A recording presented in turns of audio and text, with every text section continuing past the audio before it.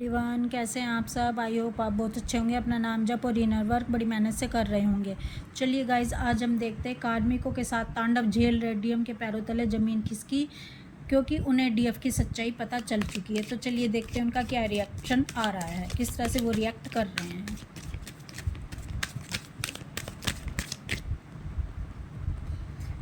3 of swords, 8 of wands, 3 of cups, the hermit. देखिए guys, जो divine masculine है ये कार्मिकों के साथ तांडव झेलते झेलते इतने पेन में चले जाते हैं, इतने दर्द में चले जाते हैं, इनके फाइनेंस इशू होने शुरू हो जाते हैं, इनके हेल्थ इश्यूज़ होने शुरू हो जाते हैं, जिसके कारण इनके पास कोई रास्ता डिवाइन नहीं छोड़ते और इनको डिवाइन के सामने समर्पण करना ही पड़ता है। और जब इन्हें डीएफ की सच्चाई का पता चलता है तो इनके पैरों तले इस समय ज़मीन खिसक चुकी है, क्योंकि यही वो समय है जब इन्हें पता चल जाता है अपनी डीएफ के बारे में कि डीएफ इनकी कौन है।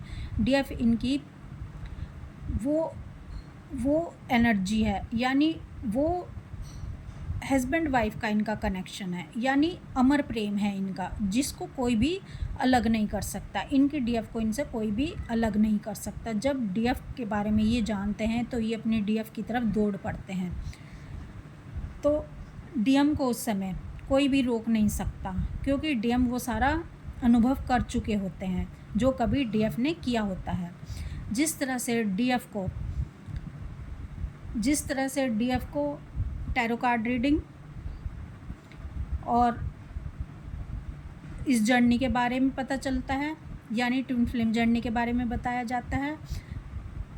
डीएफ को नाम जप ध्यान के बारे में बताया जाता है और वो इस जर्नी के लिए आगे बढ़ जाती है, यानी स्पिरिचुअल जर्नी के रास्ते पर वो चल पड़ती है। उसी तरह से डीएम को भी सारी सच्चाई का पता लग चुका है, अपनी डीएफ के बारे में पता चल चुका है और ये अपनी डीएफ से कांटेक्ट कर रहे हैं, अपनी डीएफ की तरफ दौड़ दौड़ कर आ रहे हैं और अपनी डीएफ को वो सब बताना चाहते हैं जैसा ये फील कर रहे हैं, जो इनको अनुभव हुए हैं।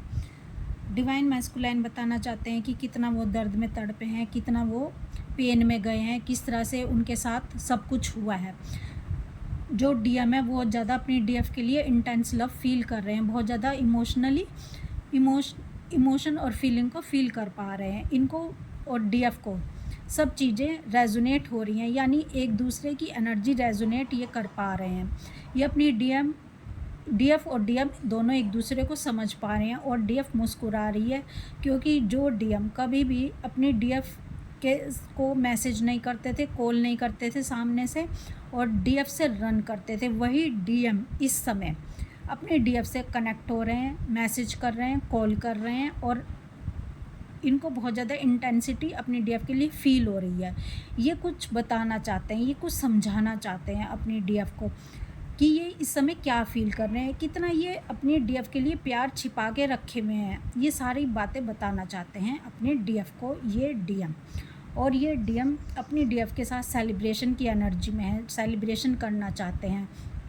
इनको वो समझ आ चुका है जो कभी डिवाइन इनको समझा रहे थे, यानी जो डीएफ इनको समझा रही थी, और इस समय वो सब ये समझ चुके हैं कि डीएफ इनकी सच्ची है, यानी जिसको ये झूठा समझ रहे थे वही इनकी डीएफ सच्ची निकली और जिनको ये सच्चा समझते थे वही इनके कार्मिक थर्ड पार्टी झूठे निकले, यानी जो इन्हें हाई वाइब्रेशन में लेकर जाएगी वही इनकी डीएफ है।